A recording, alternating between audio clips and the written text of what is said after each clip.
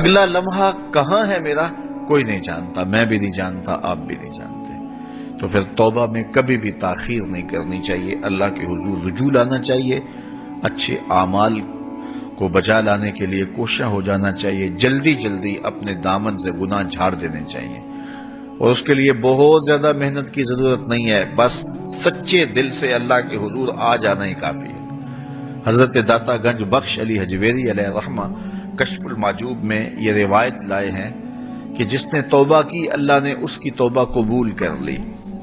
تو پھر ایک بزرگ کا قول لاتے ہیں، کہا یہ تو ٹھیک ہے جس نے توبہ کی اللہ نے اس کی توبہ قبول کر لی۔ وہ بزرگ فرماتے ہیں میرا خیال یہ ہے کہ ایسا نہیں ہے کہ جس نے توبہ کی وہ بخشا گیا، جس نے توبہ کی اس کی توبہ قبول کر لی گئی، بلکہ یہ ہے کہ جس کو اللہ نے قبول کرنا تھا بخشنا تھا اس کو توبہ کی توفیق دیتے، اپنے در پہ بلایا اسے جسے معاف کرنا تھا۔ کوئی آپ کا باغی ہو، کوئی میرا باغی ہو، تو میں اس کو خود پیغام بھیجوں کہ آ جانا، تو پھر وہ آئے اور میں معاف نہ کروں تو پھر سارے کہیں گے یار تو عجیب بے مروت ہے، خود بلا کے معاف نہیں کر رہا۔ تو میاں جب میں نے اس کو میسج بھیجا ہے، میں نے اس کو پیغام بھیجا ہے کہ اس کو کہو آ جائے، تو جب یہ کہہ دیا ہے تو اس کا مطلب ہے کہ میں معاف کرنا چاہتا ہوں، تو اس لیے میں نے بلایا ہے نا۔ تو دوسرے لفظوں میں داتا صاحب فرماتے ہیں کہ وہ صوفی کہتے ہیں نہیں، معاف کر دیا تھا تو تب بلایا ہے۔ تو اگر کسی کو توبہ کی توفیق مل جائے تو اس کا مطلب یہ ہے اللہ نے معاف کر دیا ہے، اس لیے توبہ کی توفیق عطا فرمائی ہے۔ تو اس لیے اس کے حضور آ جانا ہی یہ قبولیت کی دلیل ہے۔ اللہ تعالیٰ جل شانہ ہمیں سچی توبہ کی توفیق عطا فرمائے، زندگی کی جو مہلت ہمیں میسر آئی ہے اس مہلت کو غنیمت سمجھنے کی توفیق دے۔ کتنے لوگ تھے جو ہمارے ساتھ ہی پیدا ہوئے تھے اور آج وہ قبروں کا رزق ہیں۔ آپ دیکھیں اپنی دوستیوں میں بچپن سے لے کے اب تک دیکھیں، میں بھی دیکھوں آپ بھی دیکھیں، کتنے لوگ تھے کہ جو ہمارے ساتھ تھے، ہمارے رشتہ داریوں میں دیکھ لیں، ہمارے اعزاء و اقرباء میں دیکھ لیں، ہم سے چھوٹی عمر کے لوگ بھی تھے، آج وہ ہم سے جدا ہو گئے ہیں۔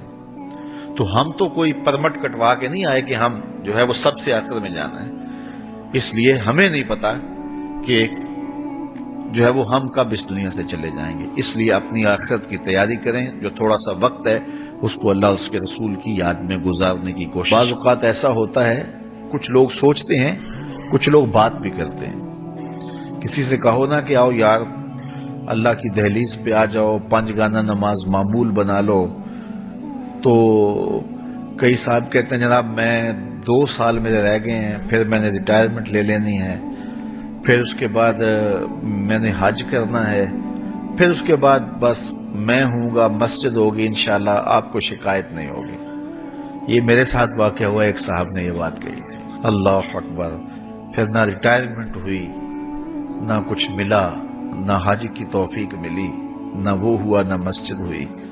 یہ وہ بندہ کہہ رہا ہے جس کے قبضے میں ایک سانس بھی نہیں ہے۔ یہ وہ بندہ ٹائم ٹیبل دے رہا ہے، 2 سال، پھر اس کے بعد حج پہ جاؤں گا، پھر میں ہوں گا اور مسجد ہوگی۔ کیسی بات ہے؟ یہ وہ بندہ ٹائم ٹیبل دے رہا ہے جس کے قبضے میں ایک سانس بھی نہیں ہے، جو ایک سانس کا بھی مالک نہیں ہے۔ بچہ ہے، بوڑھا ہے، جوان ہے، مت سمجھے کہ میری زندگی بڑی ہے۔ اللہ سے دعا کرے لمبی زندگی کی، اللہ لمبی زندگی دے، صحت والی زندگی دے، لیکن اعتماد نہ کرے